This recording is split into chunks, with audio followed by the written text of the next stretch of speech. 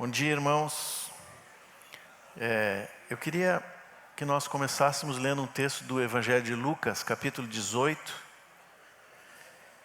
Lucas 18, de 1 a 8. Disse-lhes Jesus uma parábola sobre o dever de orar sempre e nunca esmorecer.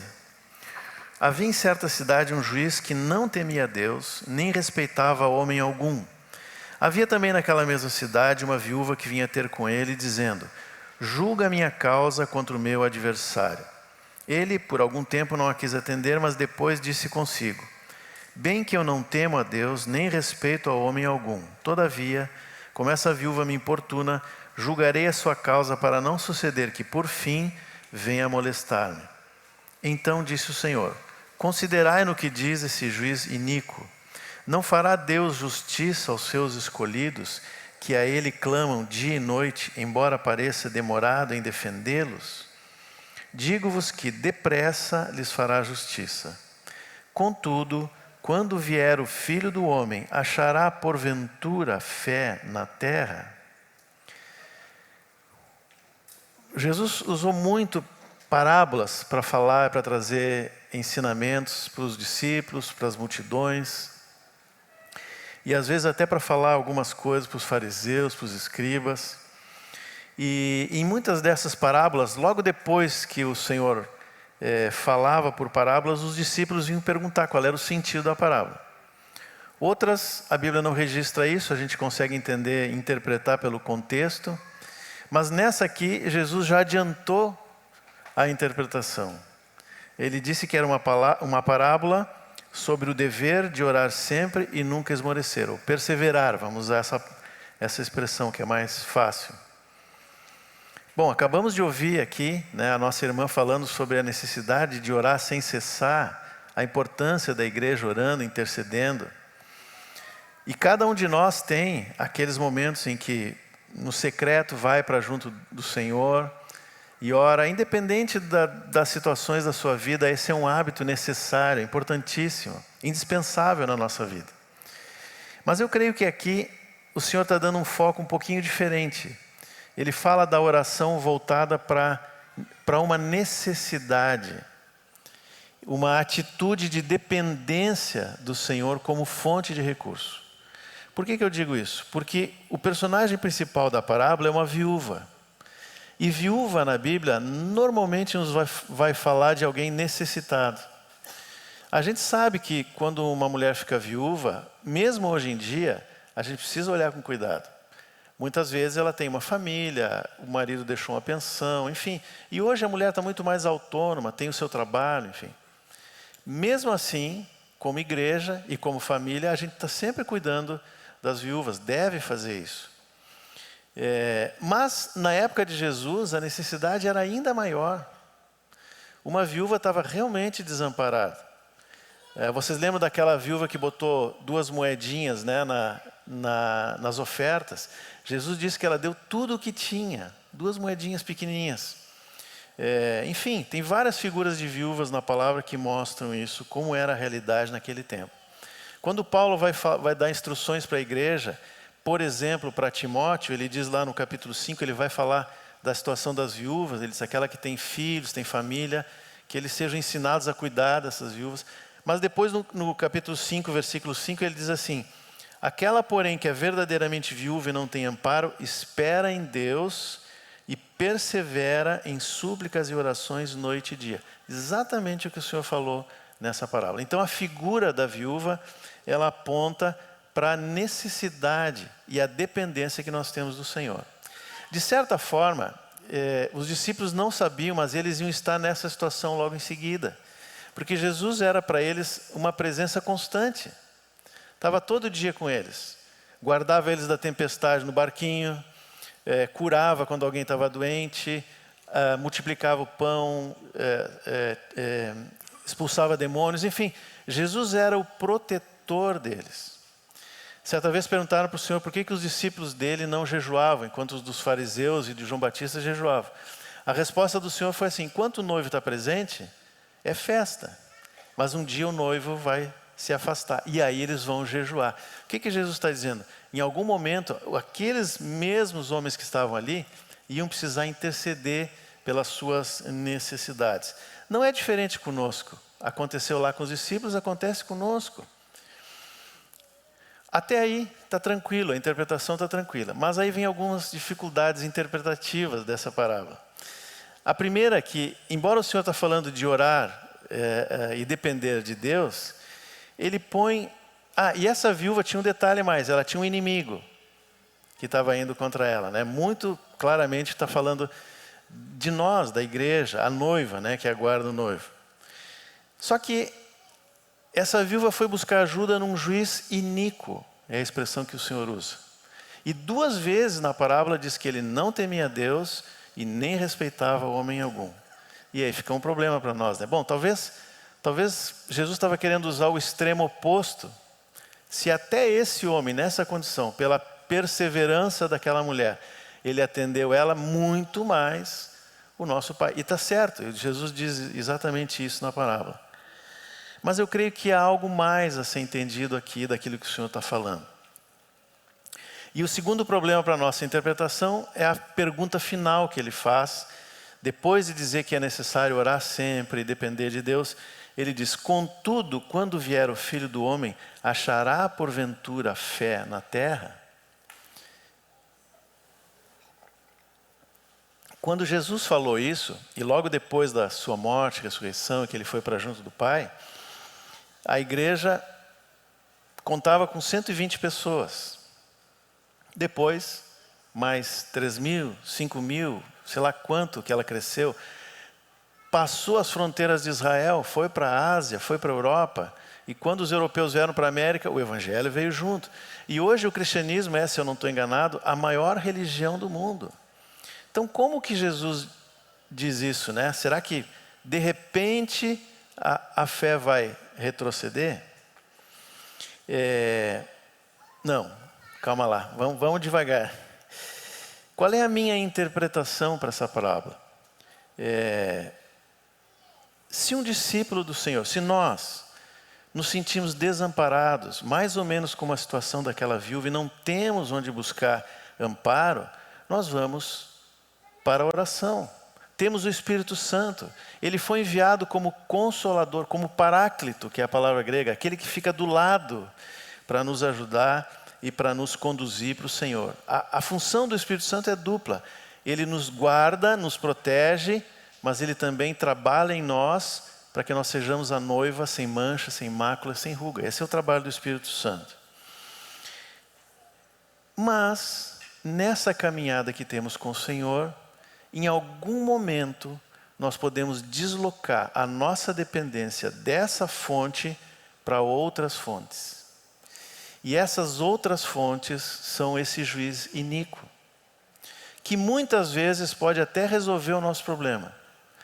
Talvez de uma forma mais rápida, né? Hoje é tudo muito rápido, porque o Espírito Santo tem um caminho que às vezes leva um tempo para nos responder. Talvez de uma forma mais fácil, de novo, o Espírito Santo tem um caminho que muitas vezes nos põe numa estradinha cheia de pedras, né? Mas a gente quer o atalho mais rápido. E por causa dessas coisas e de outras coisas, nós podemos deslocar a nossa fonte de recursos do Senhor para outras fontes. E nos últimos dias, é isso que o Senhor Jesus diz no final ali, diante do aperto dos últimos dias e da necessidade que nós vamos ter dessa fonte de recursos, nós vamos ser ainda mais tentados a buscar em outras fontes. Eu creio que isso é o que o Senhor Jesus quis falar nessa parábola. Esse é o pacote. Mas eu queria abrir um pouquinho mais esse pacote e olhar por dentro, né? Ou como se diz hoje, vamos fazer um unboxing. Vamos olhar o que essa parábola está...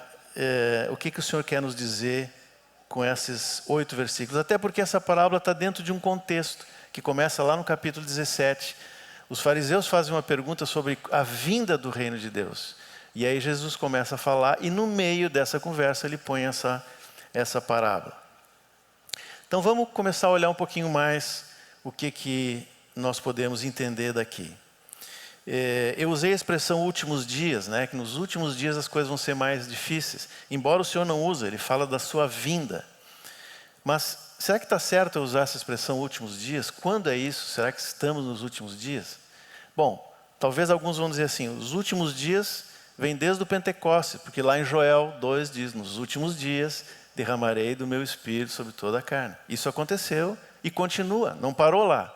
Continua sendo derramado diariamente do Espírito Santo sobre todo aquele que crê. Então, nós realmente estamos desde lá até hoje nos últimos dias. Porque para o Senhor, um dia como 1000 anos como um dia, o que Pedro diz, né? Aliás, estamos fechando 2000 anos da morte de Jesus, daqui a uns 3 anos e pouquinho, nós vamos estar fechando exatamente 2000 anos da morte do Senhor. Então são 2 dias aos olhos de Deus. A outra coisa a entender é que para o Senhor os fatos relevantes de toda a história estão relacionados a Jesus. Tudo o que aconteceu e ainda vai acontecer, de relevante aos olhos de Deus, tem Jesus no meio. Quando nós pregamos, por exemplo, se usamos as 8 verdades, nós falamos só de Jesus, né? Ele é eterno, tornou-se carne, teve uma vida tremenda, grandiosa, fez milagres, salvou, curou, libertou todos os cativos do diabo, porque Deus era com ele. Sem pecado, nenhuma palavrinha foi achado de pecado nele. Mesmo assim foi condenado à morte de cruz. Mas aquilo que parecia ser uma derrota, na verdade foi a grande vitória, porque ele entrou na morte, tirou as chaves da morte do inferno, ressuscitou. Já estamos aonde? Na 6ª verdade. E depois que ele ressuscitou, ele foi assunto aos céus e derramou o Espírito Santo. 7ª verdade. O que vem depois? Voltará. Aos olhos de Deus, realmente, da ascensão do Senhor e da vinda do Espírito Santo, o fato mais relevante é a volta do Senhor. Mas aqui Jesus está falando do final desse período. E o próprio Senhor usa para comparar esse tempo longo para nós, né? Com uma gravidez. O Senhor usa, Paulo também usa. E o que acontece na gravidez, né? No início, ninguém percebe. Depois a barriga vai crescendo, tem alguns enjoos, algumas coisas. De um lado cresce a expectativa pelo nascimento da criança, mas também vão crescendo as dificuldades. Chega no final, a mãe já está cansada, né? Está pesado. Até que um dia, de repente, a malinha está pronta e ela recebe um sinal. Uma contração. É aquela hora de fazer o WhatsApp, né? Dizer, olha, vai nascer.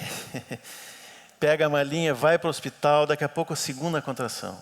E assim vai, cada vez mais próximo e mais forte. Até que parece que uma cola na outra, né? Dores de parto. Eu nunca passei por isso, né? O mais próximo disso foi uma dor de gripe. Mas depois de 10 gravidezes, 2 da Madalena e 8 das filhas, eu já entendi o processo.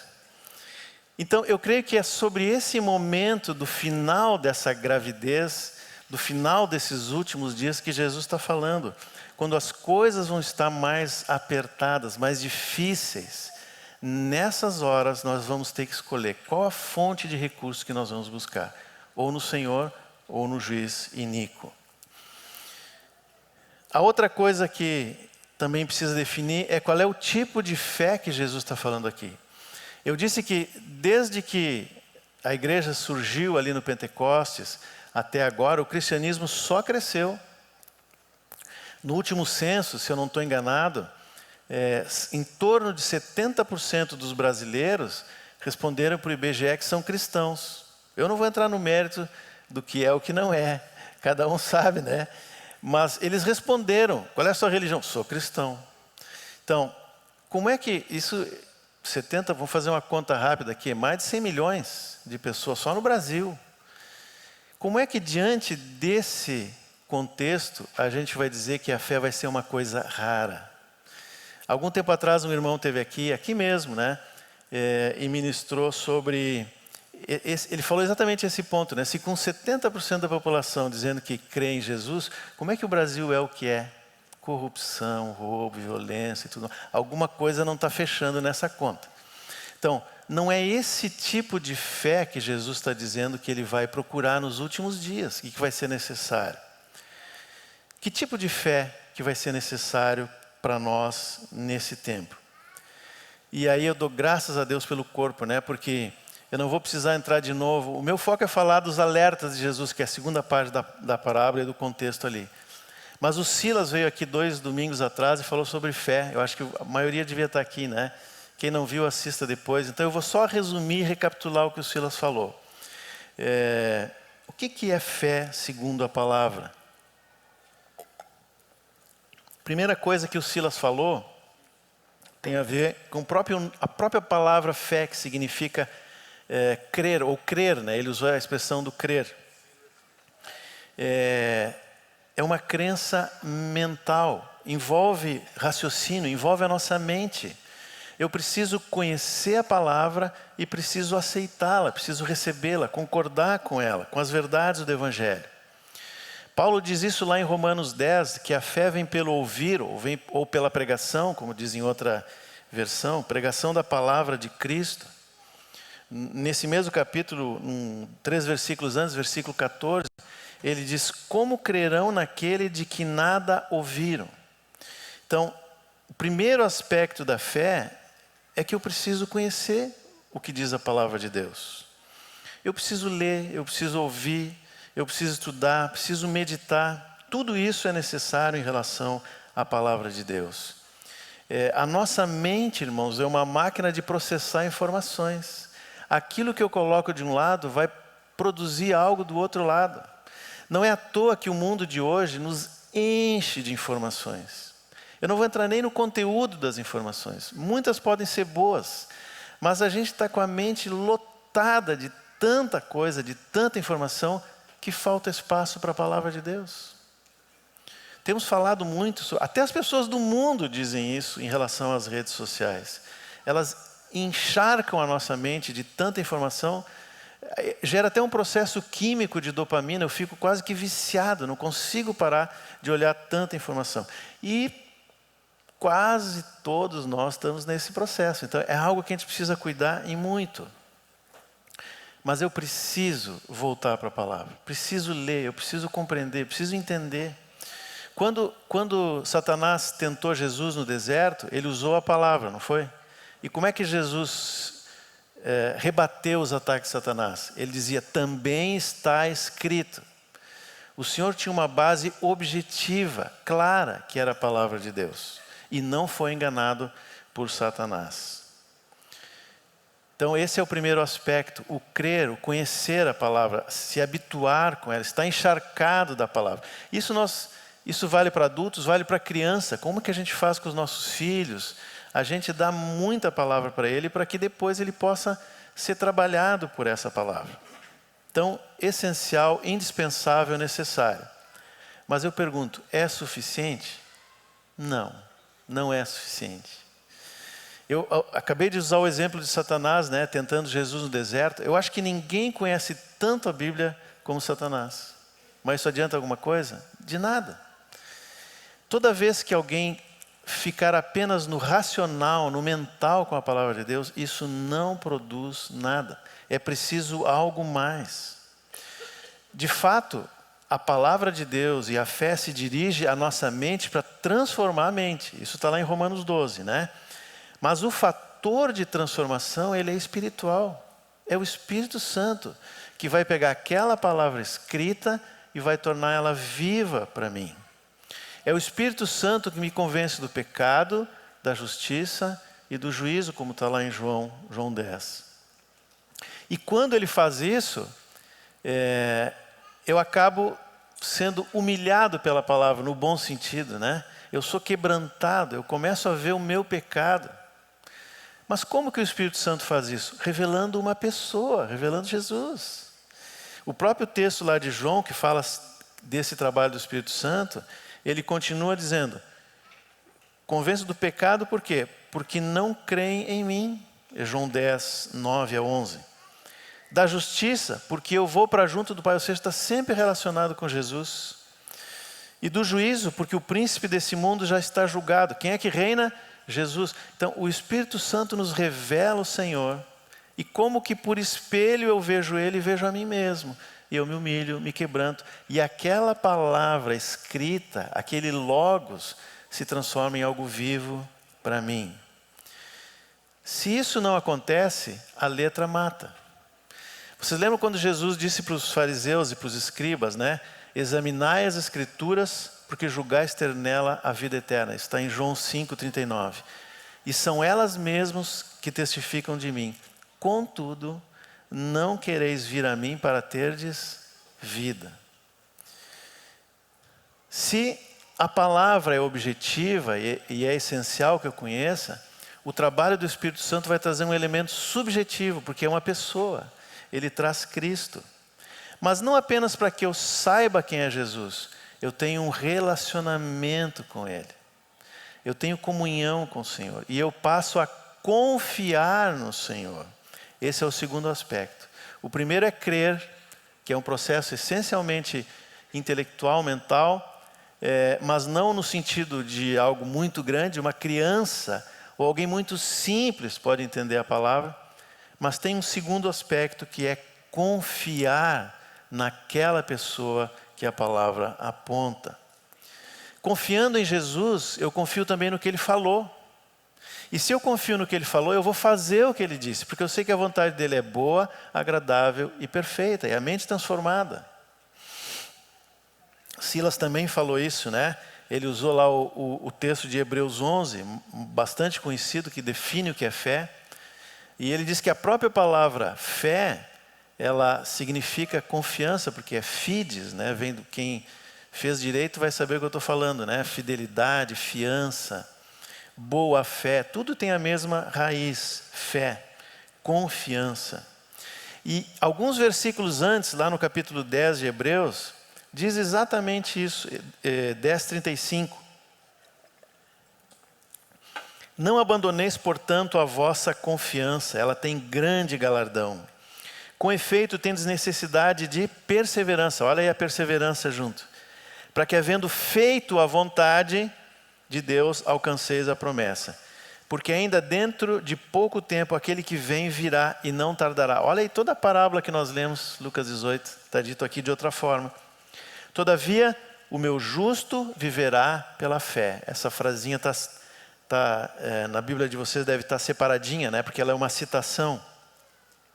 Se retroceder nele, não se compraz a minha alma. Nós, porém, não somos os que retrocedem para a perdição, somos, entretanto, da fé para a conservação da alma. E aí vem o versículo que eu mencionei. Ora, a fé é, e aí vai definir. Quem crê de verdade, ele pode não entender tudo que a palavra diz. Mas ele confia no Senhor. E se ele confia no Senhor, ele vai fazer o que o Senhor diz. Se isso não acontecer, nós caímos naquilo que Tiago diz que é uma fé morta, porque não tem obras. Quando eu falo uma coisa e não faço, a nossa fé, na verdade, nem existe, porque eu não confiei, faltou algo no processo que não me fez completar. Por exemplo, a palavra diz que eu preciso perdoar quem me ofendeu. E isso é uma das coisas mais difíceis para nós. Agora, se eu conheço o Senhor, se eu olho para o Senhor na cruz, com tudo que Ele passou, e Ele olha para aqueles romanos e para os judeus que estavam ali e diz, Pai, perdoa, perdoa. Se eu conheço esse Senhor e se eu confio nele, eu vou perdoar. Mesmo sem entender, mesmo sendo difícil, porque eu confio nele. É isso que a fé vai produzindo em nós. Não é um caminho fácil, mas é o caminho, a verdade e a vida. E o resultado é garantido. Agora, se eu não confio no Senhor, eu posso até conhecer os textos que falam sobre o perdão e tudo mais.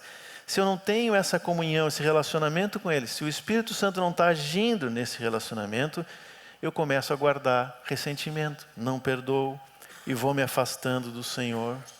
E vou vivendo uma vida cada vez mais amargurada, porque o Senhor disse para perdoar por causa disso. Senão nós vamos ter outro resultado. E aqui uma observação apenas para não deixar passar. Eu falei que a gente crê, confia e obedece, né? Não dá para pular etapas. Eu não posso pensar assim que eu ensinei a palavra para alguém e agora eu vou exigir um cumprimento. Talvez os pais vão entender o que eu estou falando, né? Às vezes a gente ensina algo para os filhos e força eles a uma obediência sem que eles passem pelo processo de conhecer o Senhor. No início da infância isso funciona, mas depois não funciona mais. O pai precisa levar o filho a um relacionamento com Jesus. Aí sim, a palavra que foi implantada vai gerar confiança daquele filho no Senhor. Em algum momento ele vai dizer: pai, eu quero entregar minha vida para Jesus. É uma das maiores alegrias de um pai, né, ouvir isso no filho.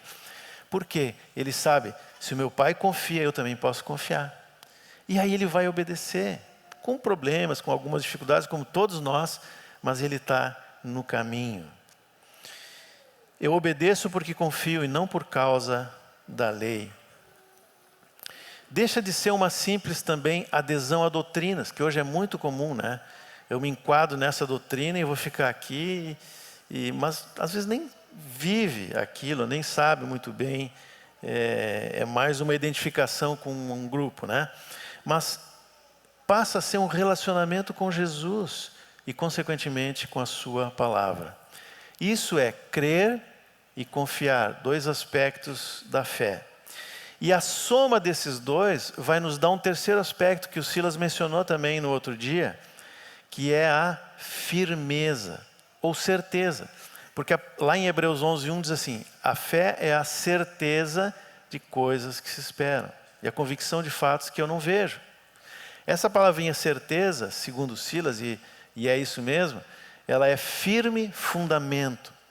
Então, quando eu conheço a palavra de Deus, quando eu me relaciono com o Senhor, confio nele, eu posso ter um firme fundamento. E quando vêm as dificuldades, e é isso que a parábola de Lucas 18 está falando, nada me abala, porque eu estou sobre o fundamento firme. O texto ali de Hebreus continua dizendo, né, que pela fé entendemos que o universo foi formado pela palavra de Deus, de maneira que o visível veio a existir das coisas que não aparecem. Agora, se o nosso Deus, se o nosso Senhor foi quem criou tudo, será que tem alguém mais capaz de conduzir as coisas da nossa vida do que Ele? Será que a inteligência artificial vai resolver o que... Não vai, né? Não vai, a gente sabe que não vai. O nosso fundamento é Cristo. Isso me lembra da casa na rocha, né? Ou as duas casas, que é outra parábola. Jesus falou em Lucas 7, que o homem pode construir uma casa na areia e a mesma casa sobre a rocha. Do lado, no primeiro momento parece tudo igual, do lado de fora, assim de longe parece tudo igual, até que vem a chuva. Os rios sobem, dão contra aquela casa e aí vai aparecer a diferença. A casa que foi construída na areia vai cair e a casa que foi construída sobre a rocha vai ficar firme. No meio de lutas, no meio de dificuldade, mas firme, porque foi construída sobre a rocha. Aquela frase que eu mencionei antes, ali de Hebreus 38, que diz assim: o justo viverá pela fé, ela é citada no Novo Testamento, se eu não estou enganado, 3 vezes. Eu sei que tem Romanos, Gálatas e aqui em Hebreus, não lembro se tem mais alguma. E sempre ela é citada como uma citação. Mas onde que está a primeira frase? Está lá no Antigo Testamento, Abacuque 2:4. Olha o que diz lá em Abacuque 2:4. Eis o soberbo, sua alma não é reta nele, mas o justo viverá pela sua fé. Essa palavrinha fé, agora no hebraico, né, lá do Antigo Testamento, é a palavra emuná. E ela é traduzida como fé, como fidelidade, mas também tem um outro sentido que é firmeza, que é o que nós estamos falando aqui. Aliás, a primeira vez que essa palavra aparece, ela aparece com esse sentido. Então, pelas leis da interpretação, a primeira vez vai nos ajudar a entender o sentido daquela palavra. E o primeiro sentido é firmeza. A fé produz firmeza. Sabe onde que aparece isso? Lá em Êxodo 17, quando Israel, depois que saiu do Egito, né, tiveram exemplos de sobra do cuidado de Deus ali, do poder de Deus, tirando eles do Egito, cruzaram o Mar Vermelho, depois nós vamos falar um pouquinho sobre isso de novo. E aí eles estão diante de um povo que disse: aqui vocês não passam, os amalequitas. E aí eles vão ter então que lutar com os amalequitas. Aí Josué pega os homens, né, até a partir de uma certa idade. Não sei com que armas que eles lutaram, porque eles tinham saído da escravidão. Certamente eles não tinham armamento para lutar com os amalequitas. Eles estavam em inferioridade. Diz que quando Moisés baixava as mãos, eles perdiam, né? Eles eram derrotados. Depois Moisés levantava as mãos e eles ganhavam. Na verdade, quem venceu essa batalha não foi Josué e os soldados. Foi Moisés lá em cima do monte, com as mãos abençoando o povo. Só que Moisés cansava e as mãos iam abaixando, né? Aí os dois que estavam com ele, Arão e Hur, tiveram uma ideia. Vamos fazer um banquinho para o Moisés. Juntaram as pedras, Moisés sentou e ficaram agarrando as mãos dele. E aí o povo venceu até o fim do dia. E diz lá em Êxodo 17 que as mãos ficaram firmes até o pôr do sol. Esse firmes é emuná, a mesma palavra de Abacuque 2,4. Então, existe esse aspecto da fé, que é a firmeza que ela traz para nós. E é interessante porque esse texto de Paulo, que fala da fé, ele nos ajuda a entender que não houve uma mudança do Antigo para o Novo Testamento. Porque às vezes a gente pensa assim, antes de Jesus o que salvava era a lei, depois era a fé. Nada disso, foi sempre a fé, desde o início. A lei tinha outra finalidade, era mostrar a nossa incapacidade de chegar no padrão de Deus. Mas a nossa salvação sempre foi pela fé, desde o Éden. Por que Adão e Eva pecaram? Eles conheciam o que Deus disse, mas não confiaram em Deus. Confiaram na serpente, a primeira influencer era a serpente. Confiaram no que ela disse, não no que Deus tinha dito. E por isso pecaram, por isso chegaram a fazer o que Deus tinha falado que não fizessem. Se eles tivessem confiado no que Deus falou, se eles tivessem esse relacionamento de fé, não teriam caído no pecado. Agora, uma coisa que me chama a atenção nesse versículo de Abacuque é que ele diz qual é o oposto do homem que crê. Qual é o oposto de quem crê? A gente vai dizer o incrédulo. Mas segundo Abacuque, o que é? Soberbo. Soberbo. Por que o soberbo? Porque a soberba é uma confiança posta nos seus próprios conceitos. É o que aconteceu com Adão e Eva. O que acontece com todos nós. Deus diz uma coisa, mas eu digo, não. Eu sempre aprendi diferente. Dos meus pais, ou da TV, ou sei lá de onde. Por isso que o mundo hoje joga um monte de informações para dentro da nossa mente, para competir com a palavra de Deus. E quando nós temos essa atitude soberba, nós não deixamos que a fé produza esse firme fundamento. Porque na parábola das duas casas, a única diferença, às vezes a gente pensa assim, né? Em livros infantis tem uma rocha e uma casa em cima, né? Mas o texto não diz isso. Diz que ele cavou profunda vala. A impressão que dá é que os dois estavam na mesma posição, só que um ficou na areia e o outro tirou a areia. Esse cavar a profunda vala é tirar a soberba, as nossas próprias convicções, tudo aquilo que é contrário à palavra de Deus. Se isso não for arrancado de nós, nós nunca vamos ter o firme fundamento. Mas quando nós deixamos que o Espírito Santo vá fazendo esse trabalho, nós confiamos em Deus. Muitas vezes, o que nós vamos fazer vai contra a lógica. Contra aquilo que nós estamos acostumados a fazer, mas nós temos uma palavra de Deus, e eu vou em cima dessa palavra. Essa semana eu estava conversando com o Ismael no nosso retiro e lembrei do Sami, né? Com 12 ou 13 anos, era adolescente. Teve uma septicemia, foi para o hospital, quase morreu, uma situação gravíssima. Os médicos demoraram para descobrir o que ele tinha e todo mundo orando, né? A situação realmente era grave. Mas no meio daquilo tudo, o Sami tinha que fazer inscrição para o Parobé, né? Qual é o pai que vai pensar em fazer inscrição na escola para o filho numa situação dessa? O Ismael. Mas por quê? Porque o Ismael tinha uma palavra de Deus. Deus disse, essa doença não é para a morte. Ele foi por fé, contra a lógica e contra a razão, inscrever o Samuel, que está até hoje, né? Estava olhando os filhos dele lá, já estão da idade que ele estava naquele momento. Então, eu estou dando um exemplo de como muitas vezes nós vamos contra a lógica, nós temos que cavar profunda vala nas nossas maneiras de pensar, nas nossas convicções, nos nossos direitos. Muitas vezes temos que abrir mão dos nossos direitos para chegar no fundamento. Mas quando eu encontro o fundamento, aí eu estou firme. Pode vir o que vier, eu estou tranquilo. Pode vir a tempestade que vier, eu estou firme. Fundamento fala de construção, né? E eu não sei quem já construiu uma casa, mas sabe que abre aquele enorme buraco, põe ferro, pedra, cimento. O dono da obra não sabe como é que custa tanto aquele negócio que depois vai ficar escondido lá embaixo, né? Mas é necessário, tem que ter o fundamento. Quando o fundamento está firme, aí o construtor vai tranquilo botar um tijolinho em cima do outro, vai crescendo, né? Sabe que a diferença de uma vida que cresce espiritualmente e daquele que vive na eterna infância espiritual é o fundamento. Está lá em Hebreus 6, não cresce. Tem que voltar para o fundamento, faltou, pulou essa etapa. Eu não cavou profunda vala, continua sempre nas mesmas coisas, né?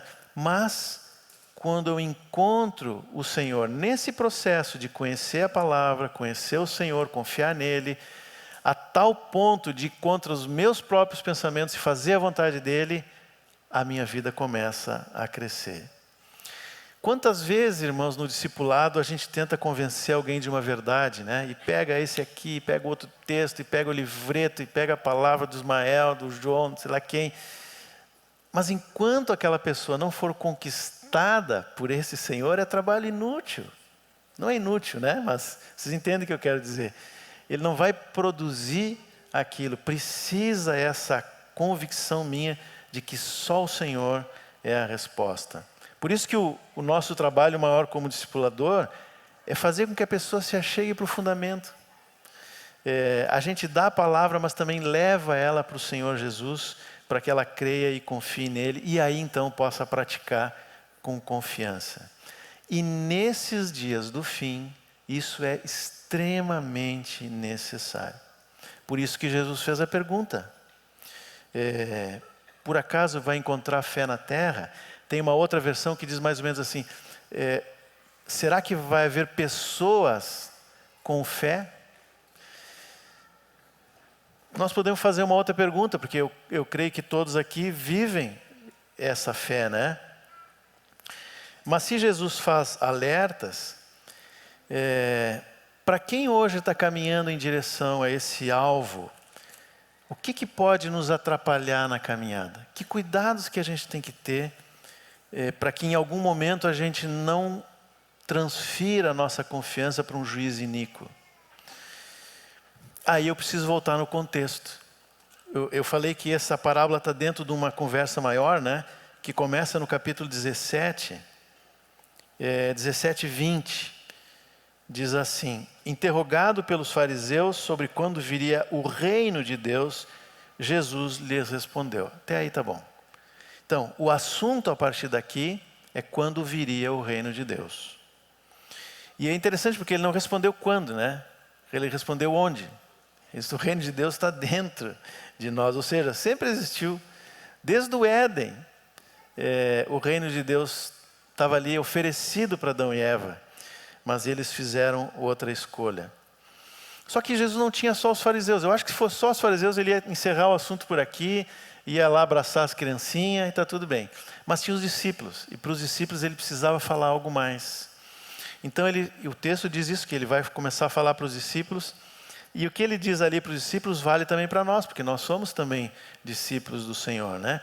Então, agora chegamos na parte dos alertas. O que o Senhor quis mostrar ali? A primeira coisa, o primeiro perigo, está justamente nesse versículo 20. Ele diz, o reino de Deus, lhes respondeu, né? 2 pontos. Não vem o reino de Deus com visível aparência. Visível aparência. Irmãos, eu não preciso nem perguntar, eu não vou pedir para levantar a mão. Qual é a tônica do mundo de hoje? Não é aparência? O que são as redes sociais? Na sua enorme maioria, aparência. Mas não é só isso.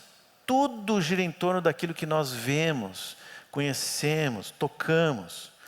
Tudo em torno daquilo que é possível o homem controlar, tocar, né? Ou as influências que essas coisas têm sobre a nossa vida. De novo, desde o Éden é assim, né? Diz lá que Adão e Eva olharam para aquele fruto, para aquela árvore, e disseram, olha, acho que é legal. Por isso que eu falei, a serpente foi a primeira influência, né? Convenceu Adão e Eva que era legal comer aquele fruto lá, que eles iam ser iguais a Deus. O sistema desse mundo trabalha sobre aparências, mas a aparência do mundo, segundo a palavra, é vã, é insegura, não é confiável. Enquanto que a fé e a confiança em Deus nos dá esse lugar de segurança, de firmeza, mesmo que eu não veja, mesmo que eu não entenda, em princípio pelo menos, mas eu confio e eu dou o primeiro passo. Tem uma música que diz assim, eu dou o passo e ele põe o caminho. É mais ou menos assim a fé. A gente vai caminhando sem enxergar. Os Salmos diz que a palavra de Deus é lâmpada para os meus pés. A gente não põe uma lanterna lá na frente, né? A gente põe aqui. Então eu dou um passo, aí eu vou no segundo passo. Assim é a caminhada com o Senhor. Mas o mundo não aceita isso. Toda a cultura do mundo é contrária à cultura do reino, é oposta ao reino de Deus. E é aí que mora o perigo, inclusive para nós. Porque se nós estamos caminhando com o Senhor e junto com os irmãos, nós não vamos cair em pecados grosseiros em princípio. Mas tem coisas sutis do dia a dia que vão conquistando os nossos olhos, e eu posso começar a colher algumas dessas coisas e de alguma forma confiar em alguns aspectos da cultura do mundo. E sem me dar conta, eu vou transferindo a minha confiança do Senhor e da sua palavra para essas coisas. Ou seja, existe um processo, não é assim de um dia para o outro. Tem um processo que começa com a visível aparência, como foi lá no Éden. E esse processo vai se intensificar nos dias anteriores à vinda do Senhor. Paulo diz para Timóteo, por exemplo, lá no capítulo 4, que nos últimos tempos alguns apostatarão da fé por obedecerem a espíritos enganadores e a ensinos de demônios. Aí a gente pensa assim, bom, ensino de demônio deve ser... Bom, não vou falar aqui, né, porque depois vai para o YouTube. Mas você sabe do que eu estou falando. O pensamento vem para coisas assim, muito distantes, e que a gente vai dizer, isso aí eu nunca vou entrar. Só que na sequência, Paulo vai falar quais são essas coisas. Ele fala de genealogias, não é ali que ele fala de falatórios inúteis e profanos. Ele fala de contradições do saber, já no capítulo 6. Ou seja, são coisas que não são pecaminosas em si mesmas, mas elas vão conquistando a nossa mente. Essa expressão visível aparência, que Jesus usa ali, ela vem de um verbo grego que é paraterel, que significa parar do lado e observar. É como alguém que está caminhando, aí ele vê alguma coisa interessante, ele para olhar. Ele até pode continuar caminhando, mas a atenção dele já não está mais lá, já ficou ali do lado. Sabe o que me lembra isso? Salmo 1. Lembra o que o Salmo 1 diz? Bem-aventurado o que não anda no caminho dos ímpios. Ele estava no caminho certo, daqui a pouco ele viu um caminhozinho bonitinho do lado, começa a andar por ali. Só que não para nesse ponto, tem um processo. De repente, todo mundo que estava naquele caminho do lado para, e ele para também. O que diz o Salmo 2? Não se detém no caminho dos pecadores. Até que alguém diz assim, por que está aí de pé? Senta aqui conosco. E aí ele se assenta na roda dos escarnecedores. É um processo que a gente não se dá conta muitas vezes. E é isso que o Senhor está alertando lá aos discípulos. Um processo lento, mas que sempre vai nos levar para longe desse lugar de segurança que é o Senhor e a fé que temos nele. Outro dia eu ouvi de um sábio oriental chamado Eduardo Aracaque Júnior, né? E eu anotei aqui. Ele disse assim, um dos maiores problemas do nosso tempo é achar que o que se vê e o que se ouve não tem nenhum efeito na mente e na fé. Tem sim. Tudo que nós recebemos vai produzir alguma coisa da maneira como eu recebo. E sabe, irmãos, a gente não se dá conta, mas vai agregando coisas desse mundo, até na estética, assim no sentido amplo da palavra, né? Do que fazemos, vestimos, comemos, bebemos. Coisas que talvez na maioria delas não são pecaminosas em si mesmo, mas vão nos tornando mais flexíveis para aceitar a próxima influência. Cria uma tendência que nos leva a ser cada vez mais aberto a essas fontes. Por isso que Jesus, na sequência lá de Lucas 17, né, vamos voltar para o texto aqui, ele, no versículo 26, ele vai falar dos dias de Noé, dos dias de Ló, e de coisas normais que eles faziam. Comiam, bebiam, casavam, compravam, vendiam, plantavam. Coisas normais, que não são pecaminosas em si mesmo. Só que aquelas pessoas não perceberam que a destruição estava ali. Que aquele sistema que elas viviam estava absolutamente corrompido, que estava prestes a ser destruído. Continuava a viver tudo normal. Eu não estou dizendo que nós temos que parar e ir para uma caverna ou coisa assim. Mas nós temos que estar atentos, como Noé, por exemplo. E a figura que aparece em destaque ali é a mulher de Ló, né, no versículo 32 de Lucas 17. Ele vai dizer, lembrai-vos da mulher de Ló. Quem quiser preservar a sua vida, perdê-la, e quem a perder, de fato a salvará. Ele não precisava falar nada, os discípulos conheciam a história, né? Conheciam a Torá. Lá no Gênesis descreve que a mulher do Ló, que a gente não sabe o nome, saindo de Sodoma, a cidade sendo destruída, ela resolveu parar e olhar para trás. A palavra lá em Gênesis, que diz que ela olhou para trás, é nabate, que significa exatamente a mesma coisa, parar e observar. Claro que ela não ficou, ela deve ter voltado, né? Embora o texto não diga isso, a gente entende que ela voltou, mas começa com um olhar atento. Olha só que interessante isso. Não é igual o que diz a palavra, mas é interessante. E assim nós vamos, sem nos dar conta, podemos estar nos desviando do caminho. Eu poderia dar vários exemplos nossos aqui, meus inclusive, mas eu quero deixar que o Espírito Santo fale com cada um, se nós estamos ou não acolhendo influências desse mundo. No retiro dos jovens agora, o Danny Baker falou de muitas dessas coisas. Aliás, eu aconselho vocês a escutar. Ele focou uma boa parte do tempo dele apontando esses problemas que nós temos hoje, que não são só dos jovens, são nossos também. São de todos, né? Se eu não interromper esse processo, eu vou cada vez me distanciando mais do Senhor. Em algum momento eu vou perguntar, né? Como é que eu cheguei aqui? É porque em cada trecho dessa caminhada, algum filtro foi sendo tirado. Enquanto eu observava e admirava, Satanás tirava um filtro. Eu fui indo em direção àquilo. Coisas inocentes, entre aspas, né? Podem nos fazer crer que não faz mal dar um próximo passo. Eu já vim até aqui, então vou mais um pouquinho. Esse é o primeiro alerta que Jesus faz sobre o seu reino. Não considere aquilo que é aparente. O reino de Deus se baseia naquilo que nós não vemos, mas cremos, porque confiamos no Senhor.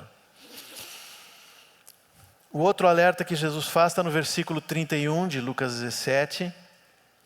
Ele diz assim: naquele dia, quem estiver no eirado e tiver os seus bens em casa, não desça para tirá-los. E de igual modo, quem estiver no campo, não volte para trás. E aí logo depois ele fala da mulher de Ló, né?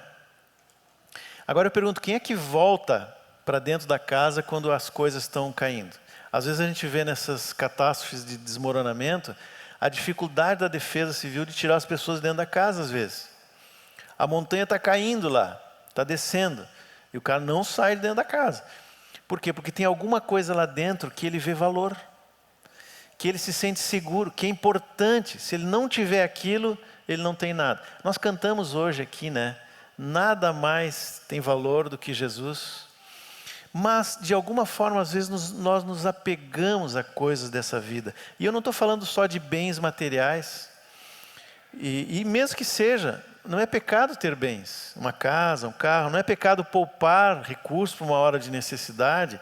Aliás, eu sempre digo que é melhor poupar do que pegar emprestado. É mais prudente. Mas não é pecado investir, ou ser um profissional de sucesso, ter uma boa carreira, uma boa vida. Não, isso não é pecado. O problema é que o coração não pode estar confiando nessas coisas. Porque se confiar nessas coisas, elas vão ter maior valor do que o Senhor. Elas vão parecer mais seguras do que a palavra de Deus. E sabe qual é o teste? Quando a gente perde alguma dessas coisas. Ou tem uma ameaça de perder. E aí vem o medo. O medo da perda, o medo do sofrimento. Pode ser a saúde, o medo de perder a saúde, medo de passar fome. Muitos têm medo de passar fome, talvez porque na infância passaram fome. E aí tem distorções na sua vida, na sua mente por causa disso. E tudo aponta para um medo que é a mãe de todos os medos, que é o medo da morte. Mas é exatamente o que Jesus disse. Quem não estiver disposto a morrer, não vai conseguir segurar a sua vida. E sabe que nós falamos da saída do povo de Israel do Egito, né? A gente vai ver exatamente isso no povo que saiu do Egito. Eles deixaram o Egito alegre, né? Saltitando lá, cantando e tal, de noite. Só que na manhã seguinte eles descobriram que eles estavam no deserto. Ou pelo menos estavam indo em direção ao deserto. Porque tem um caminho de passagem, né? Tinha, agora não tem mais. Do Egito para a Terra Prometida, mas a palavra diz que Deus mandou eles mais para o sul, em direção ao Mar Vermelho. E eles foram indo naquela direção. E logo em seguida, eles viram que o faraó veio atrás. Agora olha o que eles disseram para Moisés. Está lá em Êxodo 14, versículo 11. Diz assim: disseram a Moisés: será por não haver sepulcros no Egito que nos tiraste de lá para que morramos nesse deserto? Por que nos trataste assim, fazendo-nos sair do Egito? Não é isso que te dissemos no Egito? Deixa-nos para que sirvamos os egípcios, pois melhor nos fora servir aos egípcios do que morrermos no deserto.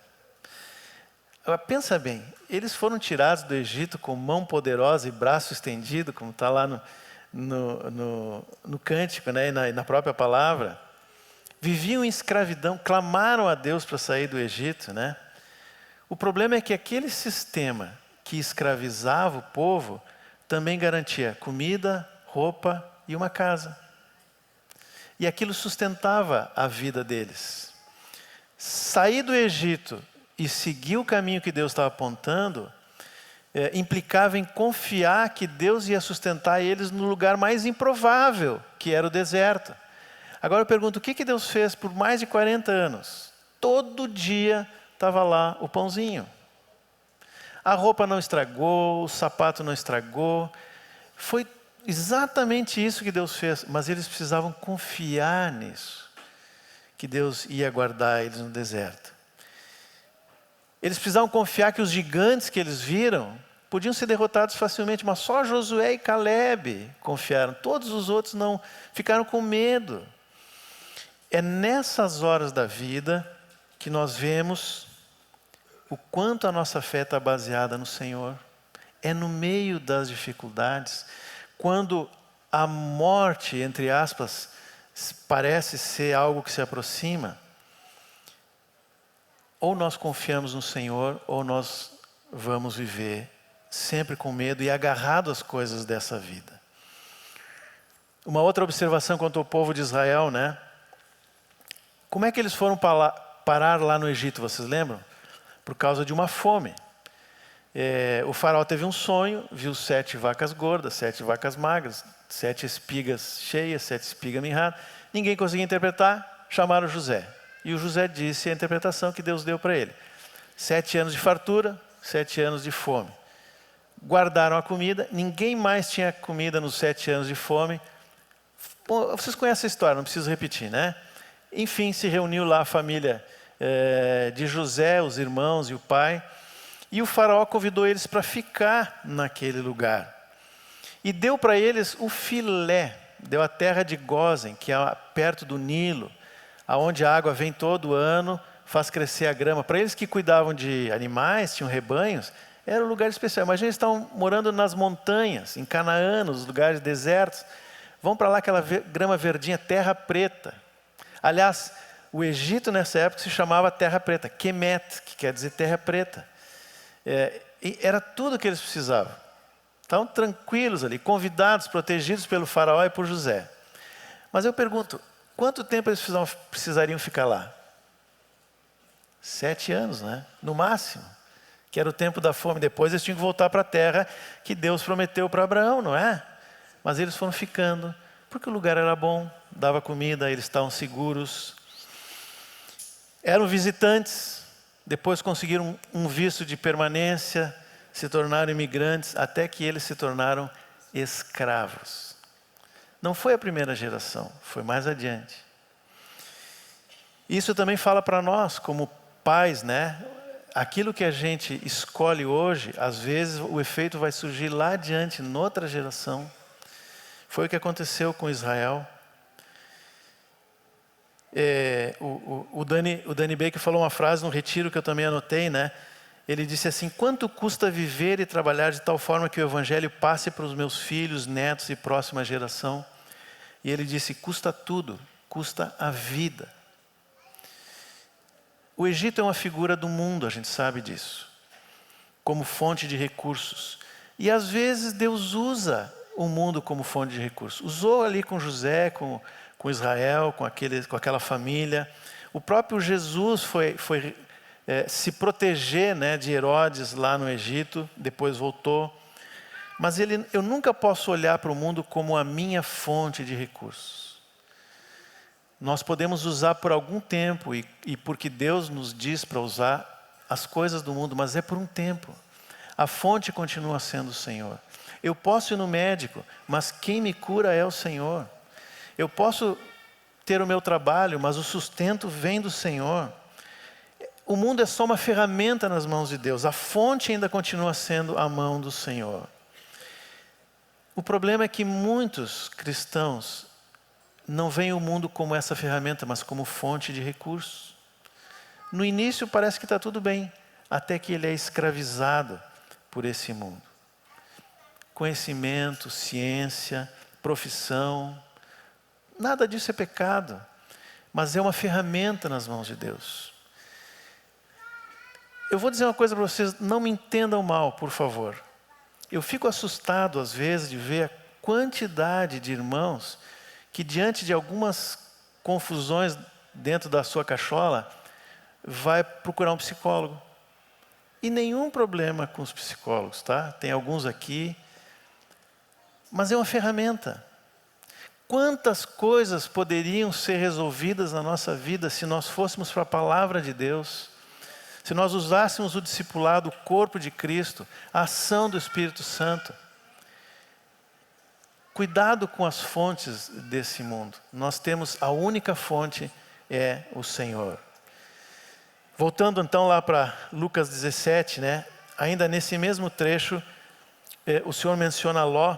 E é interessante o paralelo de Ló com o povo de Israel, porque se a gente for olhar lá em Gênesis, Abraão saiu de Ur, foi para a terra prometida e Deus enriqueceu Abraão e quem estava no clã, inclusive o Ló. Até um ponto que os rebanhos estavam tão grandes, o terreno não era suficiente para todo mundo, os pastores começaram a brigar. Mas o fato é que o Abraão disse assim: Ló, escolhe um canto aí, se tu vai para cá eu vou para lá, se tu vai para lá eu vou para cá. Aí o que o Ló disse? Está lá em Gênesis 13, ele diz assim, eu acho que eles estavam numa montanha, né? A região de Canaã tem montanhas ali. Levantou Ló os olhos, Gênesis 13, 10. Levantou Ló os olhos e viu toda a campina do Jordão, que era toda bem regada, antes de haver o Senhor destruído Sodoma e Gomorra. Agora olha só como é que o Ló viu. Como o jardim do Senhor, como a terra do Egito, como quem vai para Zoar. Guardem esse nomezinho Zoar ali, é uma cidade. O que tem de parecido o jardim do Éden com a terra do Egito? Nada, mas na cabeça do Ló tinha. A aparência, Ali era um lugar de sustento, tinha grama. Não era lá como em Canaã que tinha que ficar procurando. Ali tinha abundância. Foi para lá. Mas ele não ficou só nas campinas, né? O texto vai dizer que ele foi estendendo, armando as suas tendas na direção de Sodoma. Ló não percebeu o caminho que ele estava andando. E ele não sabia o preço que ele ia pagar por aquela escolha. Ele teve outras 2 chances de sair dali, né? Vocês lembram que teve uma guerra com os reis de Sodoma e outros reis, e foram levados cativos. Abraão foi lá, salvou eles. Ele poderia ter voltado com Abraão, mas ele foi para onde? Voltou para Sodoma. Numa casa, quando os anjos vão lá, já não está mais em tenda, ele está numa casa, ele está residindo, fixou moradia lá em Sodoma. E quando eles saem ali na hora da destruição, os anjos querem levar ele para as montanhas, onde estava Abraão. Aí o que ele diz? Me leva para Zoar, lembra aquela cidadezinha, né? Ficava ali, uma dificuldade de sair daquele sistema, a ponto da mulher dele voltar para lá no meio da destruição. E olha que Pedro diz que Ló era justo, 2 Pedro 2,7, né? E se incomodava com tudo aquilo que viu na cidade, ainda assim não saiu do sistema. E quando saiu, foi com dor e sofrimento. Vocês percebem como esse processo que começa só com a aparência, ele vai gerando dependência nossa das coisas dessa vida, né? Mesmo que não sejam pecaminosas, mas nós precisamos depender unicamente do Senhor. A chave aqui é o que Jesus diz no versículo 33, quem quiser preservar a sua vida, perdê-la. Quem a perder de fato, a salvará. Precisa de fé, de confiança no Senhor e nas suas palavras, no agir do Espírito Santo, na direção que o Espírito vai nos dar, para assumir determinadas posturas que à primeira vista parecem levar à morte. Esse morrer, ou tomar a cruz, como a gente quiser chamar, pode ser no modo de vida, pode ser na escolha ou numa mudança de profissão, pode ser na estrutura familiar. Hoje o mundo não quer saber de filhos, né? Um pai que tem filhos, ele precisa fazer isso por fé, ouvindo o Senhor, por causa da palavra de Deus. Agora o Ion, eu acho que é público, né? Eu posso falar, ele vai ter 3 netos esse ano, um de cada filho. Um já nasceu, tem mais 2.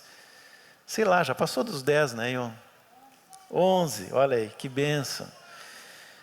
Mas isso para o mundo é loucura, a não ser que eu esteja disposto a morrer e a viver por fé. Às vezes tem um deserto à minha frente, de fato, mas eu saí da escravidão.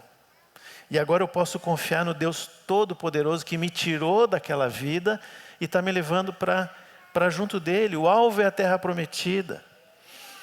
Então não vamos nos apegar a esse sistema, vamos abandonar. De novo, não estou dizendo para ninguém ir para uma caverna, para a floresta, não é isso que eu estou falando, é largar no coração em primeiro lugar. É confiar, tomar decisões no Senhor que são ilógicas para o mundo, mas que fazem todo sentido na palavra de Deus. Aí a gente pula a parábola e continua o assunto, só que um pouco diferente, a gente não percebe, mas o assunto é o mesmo. Aí Jesus vai falar outra parábola, do fariseu e do publicano. Mas o que isso tem a ver, né? Tem tudo a ver. Porque aí ele fala de um homem que fazia tudo direitinho, que não estava naquela situação antes da parábola, né? Que era o fariseu, um currículo impecável, não roubava, não adulterava, jejuava 2 vezes por semana, dava o dízimo, fazia tudo direitinho, mas tinha um problema. O versículo 18, capítulo 18, versículo 9, diz assim, propôs também essa parábola a alguns que confiavam em si mesmos, por se considerarem justos e desprezavam os outros. Aqui é outro problema que nós temos, né? A gente vai para o outro lado. Não é a aparência do mundo, nem as riquezas, nem qualquer coisa exterior. O problema é interior e grave. O texto diz que esses homens, né, ou religiosos, confiavam em si mesmos, por se considerarem justos. E realmente faziam coisas que são elogiáveis, né? Que bom se nós pudéssemos fazer tudo aquilo que está descrito ali a respeito do que o fariseu fazia, mas partindo de um coração quebrantado, conquistado pelo Senhor, manso e humilde como ele é, sabendo que nós precisamos da misericórdia de Deus. O problema do fariseu na parábola é que ele confiava em si mesmo, no que ele fazia, na sua justiça. E aí Deus o rejeitou. Já o publicano, que não fazia nem um décimo daquilo, ele se deu conta e disse: Senhor, tem misericórdia de mim, sou pecador. E Deus ouviu o publicano, porque havia um coração disposto a andar com ele. A justiça própria também é um problema na nossa vida, especialmente nos últimos dias. E agora complicou, né? Porque se eu olho para o mundo, se eu confio no mundo, me distancio de Deus. Se eu confio em mim mesmo, Deus se distancia de mim. O que eu vou fazer, né? É porque o mundo e seus recursos são um juiz iníquo, tanto quanto a minha própria justiça. Também é um juiz iníquo. Não é fonte de recursos. O que eu penso, o que eu acho, o que eu faço. Posso ter feito tudo bem, mas se eu falhei em alguma coisa, já não serve para Deus.